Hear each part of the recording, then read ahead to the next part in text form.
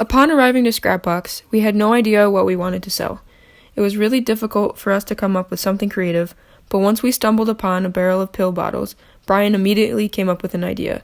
One of his best friends growing up was affected by a disease in which he was constantly taking medication, and he recalled his friend complaining about the depressing and dull nature of the bottles. What if there was a way for these orange, depressing bottles to be colorful, chic, and exciting? What if these bottles could somehow brighten an individual's day? Thus, BrightBottle was born. BrightBottle's mission is to brighten the day of every individual affected by some sort of regular medication. When we were looking around Scrapbox, luckily we found the bottles to be extremely cheap. At around only 20 cents per bottle, we had no issue facing the $10 maximum amount we are allowed to spend. And with team member Jenna being a student in stamps, gaining access to paint was no challenge. With that being said, one of our competitive advantages throughout this process was our ability to sell at a low cost. We created a prototype, shared it in class, and got some great class support. Once we determined the product itself was viable, we developed a value proposition.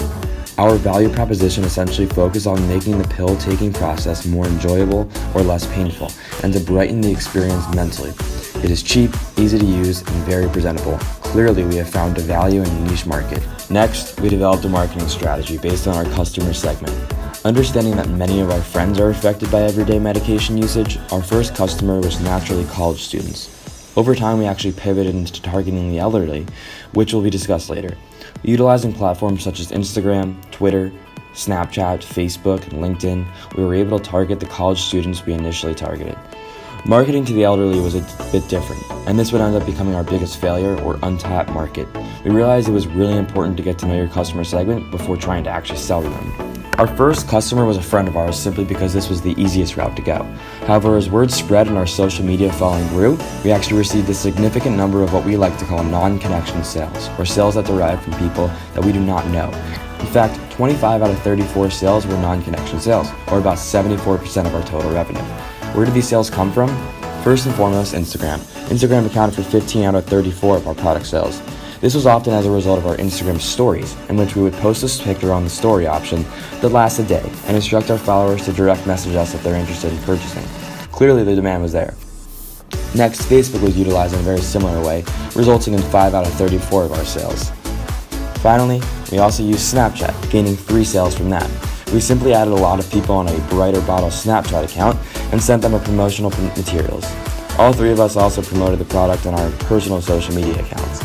Finally, by pitching it to people near CVS, we gained 11 sales from incoming and outgoing customers. This was super successful, with 6 sales in 1 hour the first time and 5 sales in 1 hour the second time. Finally, our last platform, LinkedIn, was not as successful. We figured there would be demand through the business network, or at least a bunch of entrepreneurs who would provide us with advice. In reality, it was a flop. We started off pricing the bottles at $5 a pop. It was easy to sell, and we realized that maybe we could actually up the price. After selling 15 at $5, we decided to hand out random surveys to our classmates throughout the campus, show them the bottle, and ask if they would pay $5, $7, or $9 for it.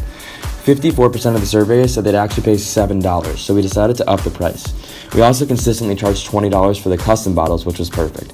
Overall, we made $338 in revenue, a profit of $331.2, which created a margin of 97.95%. We plan on distributing this evenly among the 3 of us. As any entrepreneur does when first creating their product, we had our fair share of difficulties. We first imagined selling our product to not only students, but to the elderly as well. Nonetheless, we were wrong. One of our biggest challenges was tapping into the elderly market.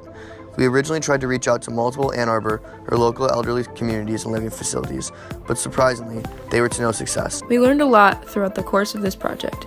First off, our experience trying to tap into the elderly market taught us to expect the unexpected, especially as an entrepreneur. We hadn't put much thought into how feasible it would be, but in the future, we all plan on being more open-minded and expecting challenges to come more constantly. We also learned about the power of low costs. With our overall product costs being so low, all 3 of us are splitting the profits equally and are netting out quite a bit of cash. This would not have happened without these low costs and high margins. Overall, we are extremely pleased with the product that we came up with, the business, and the lessons we learned as well.